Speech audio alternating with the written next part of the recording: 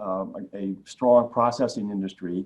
What we need to capitalize on the opportunity we have domestically with our strong industry is trade agreements that will level the playing field. We face so many barriers, both tariff and non-tariff, around the world, that until we can get that more level playing field, you look at any market you look at, the EU or New Zealand generally have better tariff advantages than we do in most of those countries. So we need to focus from U.S. trade policy that is designed to create that level playing field. We don't need any special advantage. We need just to have a level playing field. And on the barrier side, it's what Jeff said. It's the flip side of the opportunity. The barrier is if we don't have a trade policy that makes increasing U.S. dairy trade one of the key focuses of that approach, then we're going to continue to try to play catch up, which is the position we're in now. So the opportunity is there. The barriers are a lack of a focus in trade policy on expanding and growing that U.S. market access. If we can get that done, I think we have tremendous opportunity, tremendous upside. Jim, you mentioned the productivity of our dairy producers. It is an amazing story.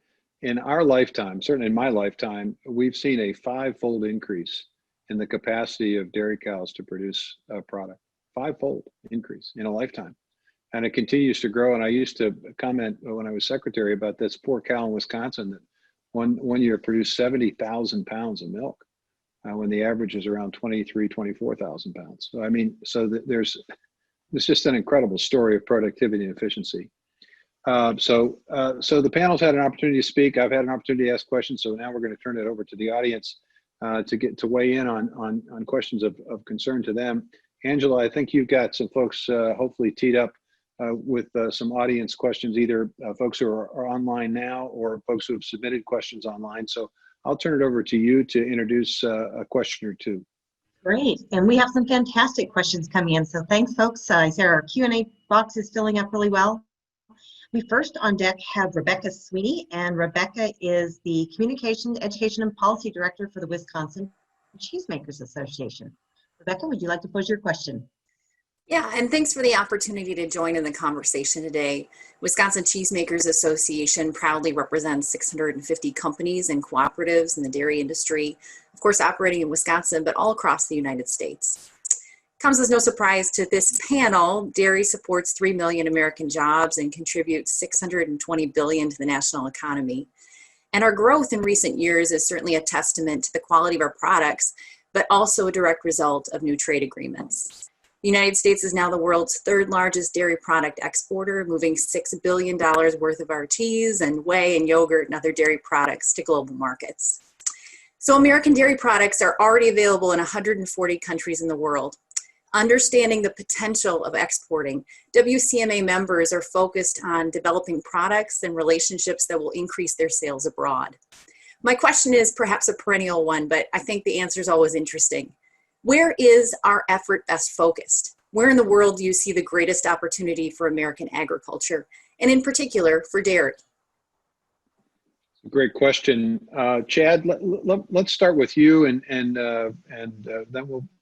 several other panel members can weigh in on this. You have some thoughts about where the best opportunities might be? Yeah, I mean, well, close to home, Wisconsin, our neighbors to the north and our neighbors to the south are monsters for our state. And so anything we can do to make sure that we can have open and fair access to those places is paramount. You know, and my second part of this, Tom, is something that comes close to your world, and that's US DEC, because, you know, we're heavy supporters of your organization, because the infrastructure that you can provide is something that we as individuals in the state can't do. And USDEC offers access to markets, to buyers, and just literally opens up doors that have to be open for sales and relationships to start. I know that you have an office in Singapore, which helps, you know, as a center for not for just Wisconsin, but for the U.S. But Asia and North Africa, I think, are really, to me, the critical place for Wisconsin beyond our typical stronghold markets. Jeff, your company is obviously, as you said, all over the world. Rebecca's question, how would you respond to it? I would agree with what Chad said. I mean, obviously Mexico and Canada are key there, but it's really Latin America is where we're focusing quite a bit right now, because that's probably where the trade barriers are the least for us to go after. But I don't think we can lose sight of China and Asia and getting dairy into their diets for the long term, in building that market. And I'll just share some recent market research that we did in Europe that I think that's a testament to Wisconsin cheese. If we did the same survey 10 years ago with a number of cheese enthusiasts in Europe, 3% at that point thought that Wisconsin cheese was equal to or better than European cheese. We just completed that. That number is now 61%. We should give that 3% that had the wisdom early, an extra pound of cheese. And I think that's borne out by the awards that U.S. cheeses are now winning repeatedly on international competitions. So good to know. Jeff and Randy, your thoughts from a state perspective. You all have been involved in promoting Wisconsin cheese. Where do you see the opportunities in response to Rebecca's question? I would say, one of the things that I've been trying to do as when I started as Farm First as general manager is for our members, because obviously, last 5 years, prior to 2020, seen extremely low prices. And what I've tried to do is talk to them and bring speakers in talking about the innovative things that are going on. And I think some of the most important things we can do, because obviously dairy farmers are the ones that are contributing to Chad and his team of people that are promoting products, working with the buyers, doing all those kinds of things. And they don't necessarily see the results all the time as to what's going on. So, I've had Chad and I've had his counterparts from other Midwest organizations come in and talk to my members about what's going on there and what they need to do. At our last annual meeting, I had the Center for Dairy Research come in and talk about the innovation. Those are the kinds of things that our members don't see or understand or realize what's going on in the industry. I'll get a lot of comments. We never see the ads on Wisconsin products, and that goes back to what Chad said about the 90-90 rule about our products.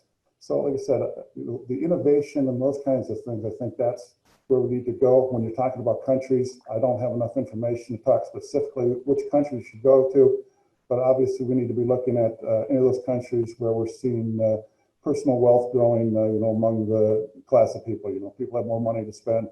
They're looking to buy proteins, those kinds of things. So that's where we need to be. Randy? Thanks. I guess I would agree with what Chad and Jeff indicated earlier. I mean, close to home, Canada and Mexico are strong partners for Wisconsin dairy. They have been for a long time. I agree that we need to continue to play as active as a role in Asia as we're able to. And then, with the EU, there are some opportunities there as well.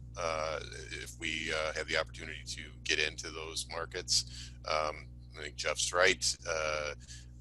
When people are aware of Wisconsin cheese, they understand the quality, and we need to have access to those markets as well. But clearly, it all starts close to home.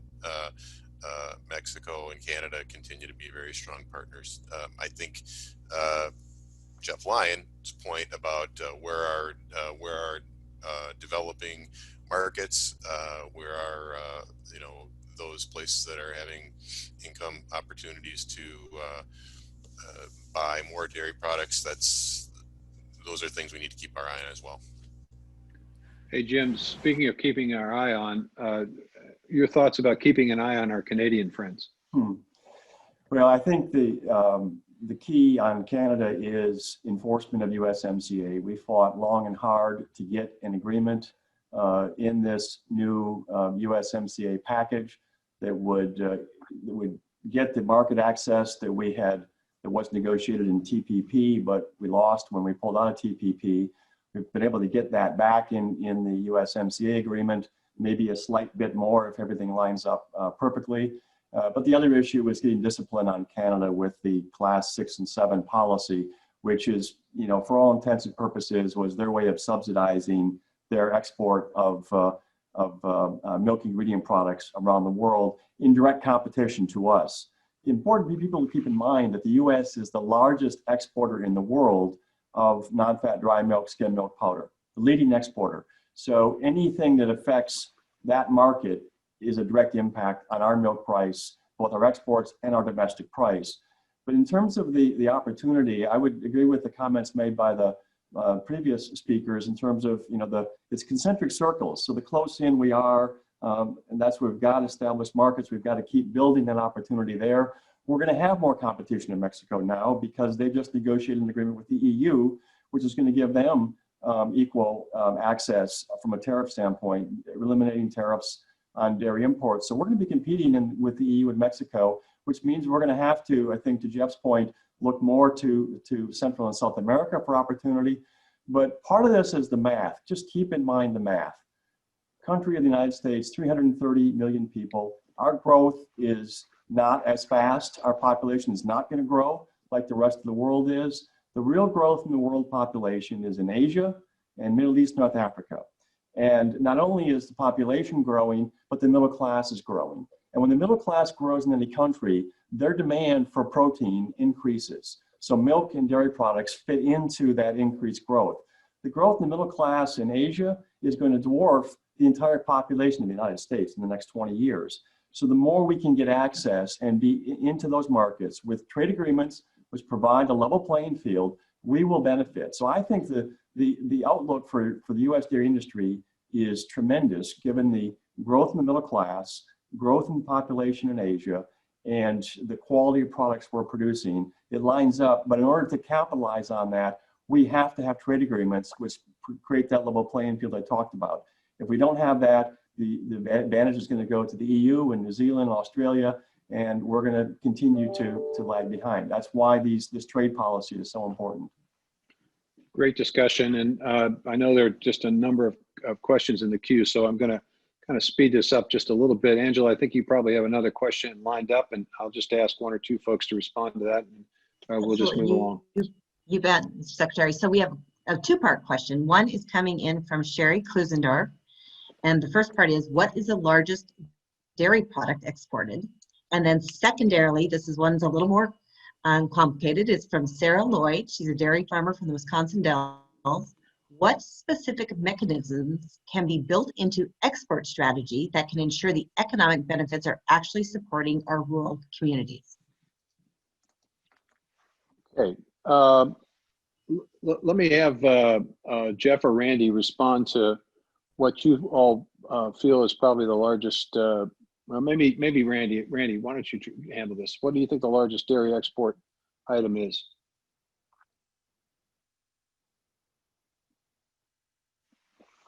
Maybe sorry, Secretary Vilsack, I had to unmute there. We're pretty fortunate to have a tremendous diversity of Wisconsin agricultural products.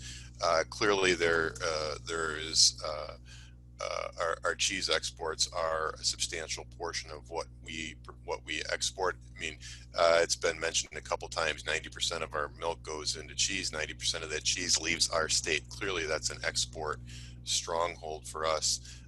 Whey is a strong mover as well, especially as we see other parts of the economy, other parts of the world opening up. Great. Hey Jeff, what are some of your top sellers in the wide range of things that you all sell at Satori? It's our specialty cheese that goes out, and one of the things we've done to get around some of the geographic indicator issues is we've created our own product names, new varieties to be able to go. I still think we're the largest specialty cheese exporter to Europe at this point. And it's because of having those names. But it hurts not being able to sell the standard of identity products there. Jim, your thoughts about the strategies and the mechanics question? Well, I think the key is access. The more product we can move, the better ability we have to drive our industry forward. I don't think there are going to be specific mechanisms in export markets that are going to address the question of differentiation on price. We're competing in a world market. at home, we compete, all the companies that are represented here and in my membership, Secretary Vilsack, in your membership, that they're competing with each other for those market sales.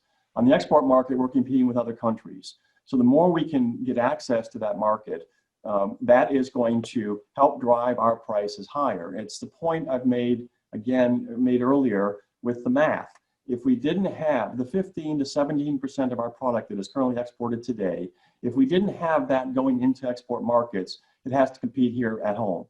And it is as simple as supply and demand.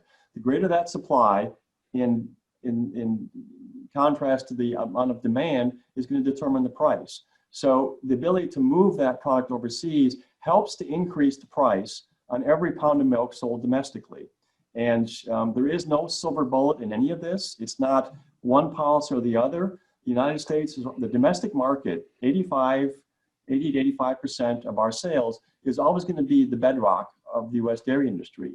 But that leaves us 15 to 20% of our milk that is not sold domestically. That is why these export markets are so important. So I don't see that there are going to be specific policies, because we're going to be competing with the EU, we're going to be competing with New Zealand, Australia, and other emerging players in that world market. What we need to do, move more as much as we can into the world market, because that then tightens the supply and demand balance domestically and helps leverage and drive up price for all product. Great. Angela, you have a question from the audience? We do. And the next is coming in from Joe Breger, who's president of Wisconsin Farm Bureau. Joe here. Get him unmuted.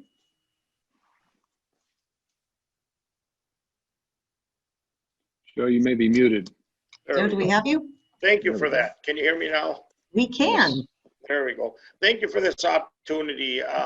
Wisconsin Farm Bureau, being the largest general farm organization in Wisconsin, certainly celebrates the diversity of Wisconsin ag products, and we understand trade. But I'm going to touch on dairy a little bit, because we are America's dairyland. And we've seen a lot of trade deals discussed and renegotiated over the past few years. Ultimately, we have not seen a significant benefit for American dairy farmers. How do we communicate the benefits to our members and dairy farmers that trade deals benefit them and their farming business when they don't see the benefit in their milk checks? We have actually seen the opposite: record dairy farm bankruptcies and loss of dairy farms. Well, that's a very good question. Chad, let's start with you on this and your thoughts about this. Hey, Joe, thanks for the question. In my role over the last 3.5 years, I've spent an inordinate amount of time face-to-face in front of farmers. And I think that's really, and as a marketer, trying to get communication levels out to farmers is one of the most difficult challenges that I've ever faced, because they're not on social media. They're always out in the fields. They're always working. They're not sitting in front of a TV. It's a really difficult market or difficult group to try and get messaging out to. And so it's almost, as you know, Joe, it's face-to-face. And we know the pain that we've all been through and the farmers have been facing in terms of the last 5 years, especially. It's been brutal. But I think that when we get in front of farmers and we talk about, what Jim's been talking about, 1 day in 7 milk goes abroad. And so it's not that exports are the problem. It's that they don't realize the benefit of that 1 day in 7. When I stand in front of a group and say, all right, so we don't have exports. You don't like exports. 1 day in 7 of your milk doesn't have a home now. Where does it go? And the room gets quiet. And I think that it's not an either or. It's exports are an important piece of the puzzle. And I think that we have to continue to build demand. And I think the more the access that we get, the stronger we get internationally, the more competitive we can be. And I think that, and our hope is that is then what would raise the price and raise the standard of living for us all. So my net of it is, I think when you get in front of farmers and you explain to them that it's already 1 day in 7, and if that goes away, most of them realize that exports, worst case, we got to hold on to what we've got. Great answer. Hey, Jeff Lyon, do you have anything to add to that? Yeah, real quickly, Jeff and Joe. It's a great question, difficult to answer. And really, thinking about it, there isn't a line item on the milk paycheck stub that says, you got this much from exports, or you didn't get this much from exports. It's just one price. This is what you're going to receive for your milk, because this is what supply and demand says is going on in the industry, right now. And I concur with what Chad had to say too, that it's just difficult, to explain that, how much benefit you actually are getting from trade. In my conversations with our members, I just talk about where things, where would we be without trade? And the numbers have been mentioned by all the other speakers too, is that, we have a severely contracted dairy industry. And, so far, historically, that's not a policy philosophy that has been part. We've talked about being a growing dairy industry and want to supply products to markets all over the world. That's where we've been. Angela, we've got about 25 more minutes, but I know there's still more questions in the line. So let's keep asking the questions that have been either presented by the audience or online, if you've got another one lined up. Absolutely. I have a great question coming in from Doug Barry, and this is related to tariffs. So tariffs remain high on goods traded between the U.S. and China with no end in sight. Joe Biden has said tariffs aren't good policy, but he's made no promises to remove them. The trade war has produced more costs than benefits to farmers. How do we change this narrative with Congress and the administration? Well, Jim, I'm going to let you take that hot potato.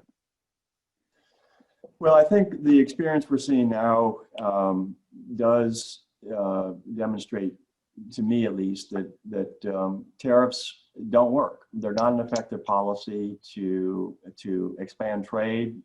Look, we all know that China has been for a long time a serial abuser of trade policies, trade regimes. They are a huge problem to deal with, and they're a huge market for the U.S. economy. So when you get into the kind of battle we've had, it's hard, especially going it alone. It's hard to win that kind of confrontation. In my view, one of the things for the U.S. dairy industry is, we're a bit fortunate in the sense that China is not our largest market, as it is for some of the grains. They've been hit very, very hard by that policy. It does have a knockoff effect on us because low grain prices do have a contribution to increase sheep milk production eventually, and that leads to lower milk prices for us. So we all know that cheap corn eventually makes cheap milk, and so all of this is tied together. The issue of tariffs is one that is really used against us around the world. We face very high tariffs. So that's why, to this question and to Joe's question, which is a great one, the problem for the U.S. dairy industry is we don't have enough trade agreements around the world. If we had multilateral trade agreements, if WTO worked, that would be the best place to try to have an international agreement on reduction of tariffs. But we've moved into this bilateral world of agreements with either countries or regions of the world, and a plurilateral agreement, if you will. And we just don't have enough of those agreements moving us forward. So it is about lowering tariffs, any part of the world. That's what's going to give us more access, and that is what's going to help drive our exports ultimately. Hey, Jeff Swagger, what country would you, if you were the sort of the king of the world, what country would you focus on to do one of those bilateral trade agreements that Jim just talked about?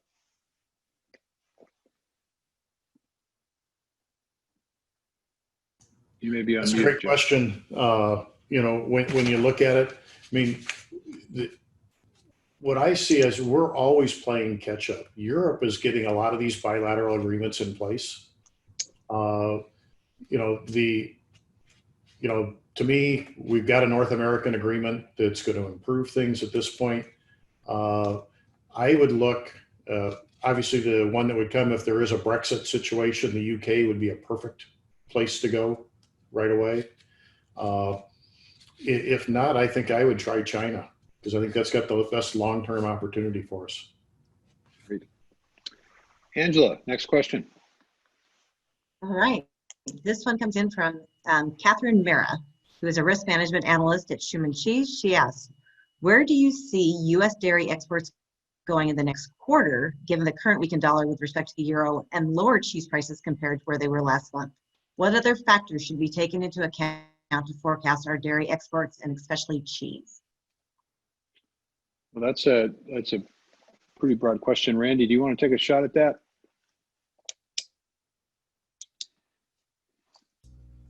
Yes, thank you. First of all, thanks for the question. And I think I mentioned this on the front end. We've already seen a bit of a rebound from 2019. So let's remember the impacts of tariffs are heavily shown in 2019. So our baseline for exports was down. We've actually seen some increases thus far in 2020, including in dairy. So again, there are opportunities there. Specialty cheese, and it's been mentioned previously, specialty cheese is a unique and tremendous opportunity for the state of Wisconsin. Again, we produce such a wide variety of cheeses and just need to have that opportunity to be into markets in an unfettered way to continue on with those opportunities. And Chad, where do you see an opportunity? You know, with the technical aspect of the question that she's asking, I'm really not the expert on that, but once again, and if she's asking about US, that's clearly not my wheelhouse, but within Wisconsin, everything that we do, if you're looking for impact in the next quarter, it's business that you already have, it's business in Mexico, it's business in Canada, and it's working through those partners that we already have, because in today's age, trying to build and trying to find new partners in new markets with the limitations that we have in terms of face-to-face and in the communications, it's where you're knitting it, it's knit where your knitting is, and that's stay close to home. Response. Angela, next question. Great, you bet. So I know we're coming up to the speed round time, but I've got a couple more we'd really like to get in. This one comes from Chris Clayton, and it says, all this begs the question, how do you break the GI situation, especially when the EU has already put these GIs in place in their bilateral trade agreements? Jim, I'm just going to let you handle that one. Well, it is a challenge that the EU has been so aggressive on this, but that's why it's so important the EU has been so aggressive. It's why it's so important that the US match that aggressiveness. And that's one of the things that we've been pushing very strongly within the Congress and the administration. Very positive to see the response of the bipartisan support in Congress urging USTR to make the GI issue, the common food name issue, a much greater focus in our trade policy going forward. So there isn't going to be one simple solution to this. It's going to take a commitment on the part of US trade policy negotiators to drive this agenda, to push back against the Europeans. And this this is built up ahead of steam. The Europeans have been so aggressive in their bilateral negotiations around the world. It's going to take quite a while for us to try to get that turned around. I ultimately think it will, but we have to first of all make it a cornerstone of our trade policy approach, both in our bilateral negotiations and to push back with the EU. For example, I think the message to the United States to the European Union should be, you want to do a bilateral agreement with us, you've got to reverse this GI policy. That's table stakes. And if we don't get that done, then from the standpoint of US dairy industry, there's nothing in it for us to have a trade agreement, a bilateral agreement with the EU. They want greater access to our market on lots of consumer goods and a lot of services. If they want that, then we should get them to push back, to turn around this policy on GI. So again, it's not going to be one stroke, but it's something we've got to keep pushing and make sure that it is a key issue for US trade policy negotiators going forward. Thanks, Jim. Angela, we have time for one more question, or do we go to the lightning round? We have time for one more question. We actually have one coming in from the media, and this is from Betsy Gibbon of the US Farm Report. So she asks, what does a Biden presidency look like for agriculture and specifically your sector? What does another 4 years of a Trump presidency look like for the sector?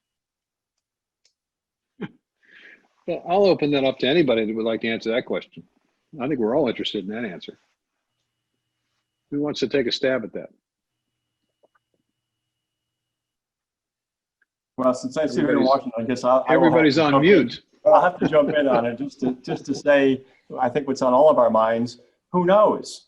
I do think seriously that if we look at a second term Trump administration, I think in terms of trade policy, there's no reason to think it looks a lot different than the current approach. Look, the president's been very clear. He sees the approach he's taking, this hardline approach, as one that in his mind works, and I think is likely to probably continue. We have no reason to expect anything different. And I do think there's, it's a mixed bag. Some of it has gotten the attention of countries around the world, but ultimately, how effective is it going to be? And that's an open question. A Biden administration, I don't think we really know, other than he served as vice president in the last administration and has a long history on Capitol Hill. He's probably more in the mainstream of trade policy approach, but what that means in practical implication is really hard to say. There are so many factors in the mix that I think none of us can give a real strong view of what a trade policy would look like in a Biden administration, other than likely to be attempts to do trade agreements like has been done in the past.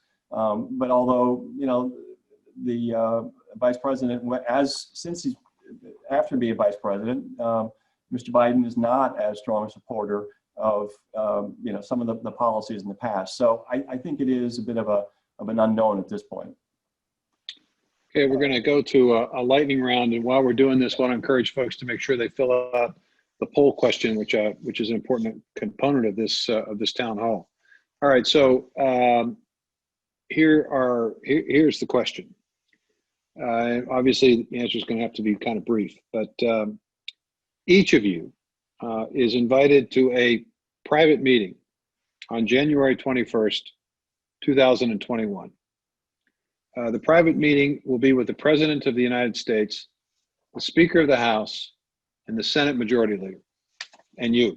So just the four of you.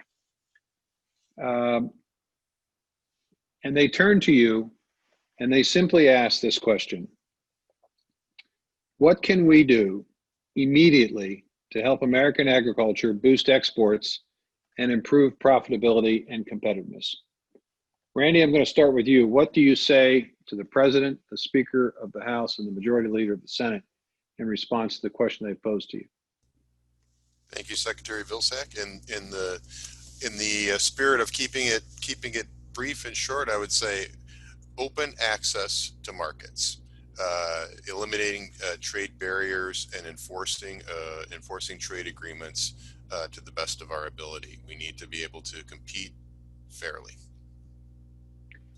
Jeff, you're asked this. You're in that room. You're asked that question. What's your response?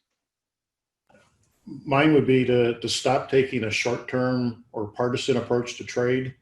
The secret for the U.S. to be successful is to take a long-term view, look at that fair trade that Randy mentioned, and get us there over time. Changing policies every 4 or 8 years does not help the business community and the farm community for success. Chad?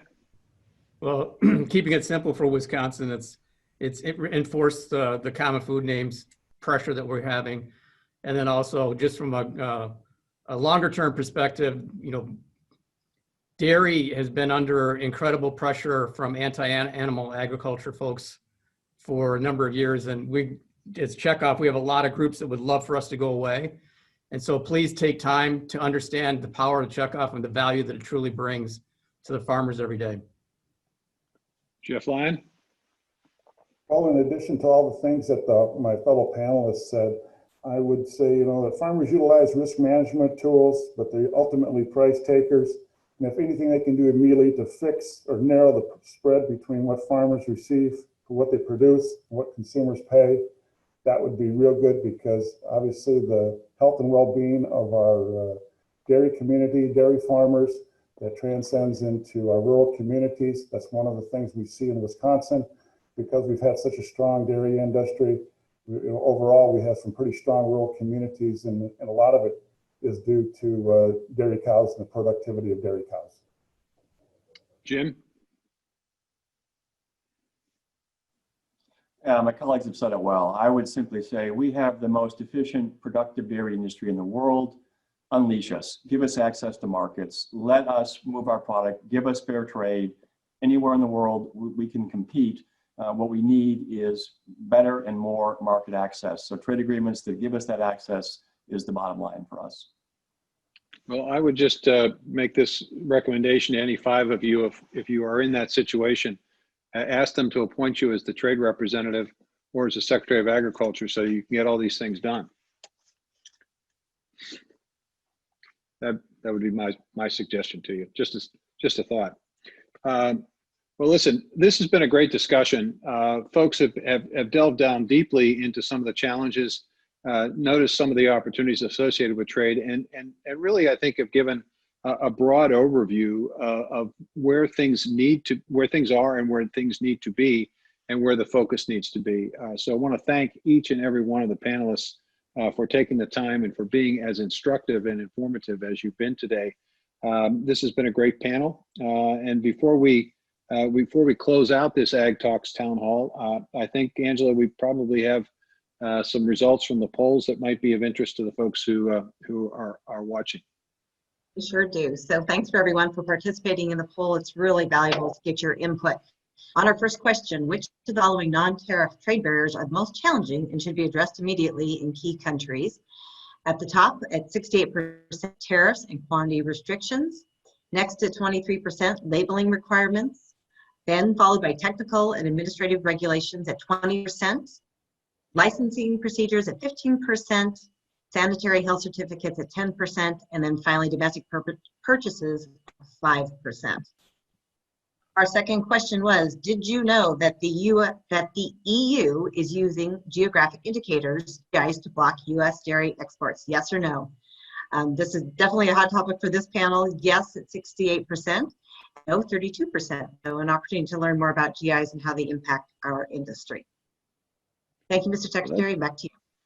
Thanks, Angela. That's an informative poll, especially that second question, suggesting that we all have some work to do in terms of making sure that folks are fully understand and appreciate some of the barriers that have been that we're confronting in the marketplace. And I will tell you, the Consortium for Common Food Names that Jaime and Shauna and the folks at National Milk and USDEC are working on, I think has done an incredible job of pushing back on those GI issues, but still a lot more work to be done in that area. Well, again, thanks to the panelists and thanks to all who joined in today for this discussion. Thanks as well to AgTalks for the opportunity to moderate today's discussion. Really appreciate that opportunity.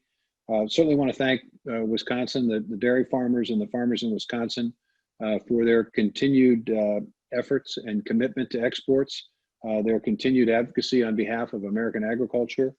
Certainly want to acknowledge the work of Farmers for Free Trade in helping to convene today's town hall.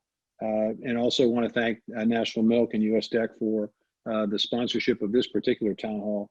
And finally, but certainly not the least, I want to thank Pam for being willing to MC this and handing the microphone to me for the opportunity to moderate.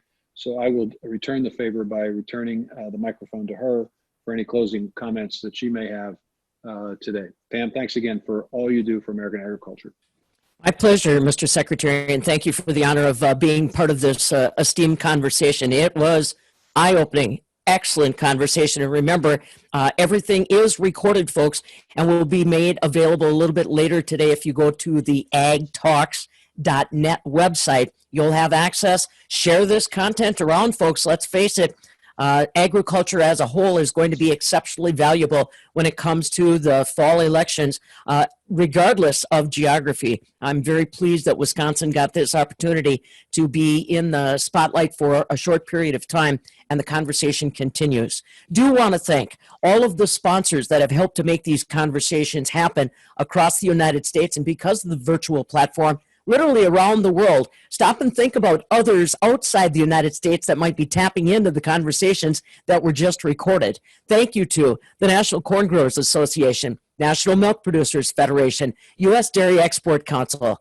Farmers for Free Trade, Corn Refiners Association, Plant-Based Products Council, Queso ISOM, also World Strategies, Fresh Produce Association of the Americas, North America's Meat Institute, the American Farm Bureau, and the National Association of State Departments of Agriculture. Again, it's their support that helped to make these conversations possible. And again, on their platforms, in their various ways, they'll be sharing this information around as well. Remember, there were previous conversations like this that happened in other states. Wisconsin is kind of capping off this effort by AgTalks to bring it all together. So stay involved in the process. On behalf of the National Milk Producers Federation, U.S. Dairy Export Council, and Farmers for Free Trade, thank you to everybody that participated. I see that the participants number was up near almost 200 and still more than 100 that were online, even into the final home stretch here. Thank you for your ability to stick with the conversation. I think that's what we all have to kind of try to remember. It's important to do. With that being said, it has been my pleasure to be the MC and a part of this conversation, and look forward to more of these kinds of conversations coming up. Please continue to stay safe, social distance, do everything that we need to do to get through this challenging time for U.S. history, world history. And finally, again, remember, stay in touch with what AgTalks is doing. You see the website there. Share it around. Their report, which will be a summary of all these conversations, should be available sometime next month. Again, on behalf of all the panelists, the sponsors, and all of the folks that put AgTalks together, I'm Pam Yankee. Thank you very much. Enjoy your day.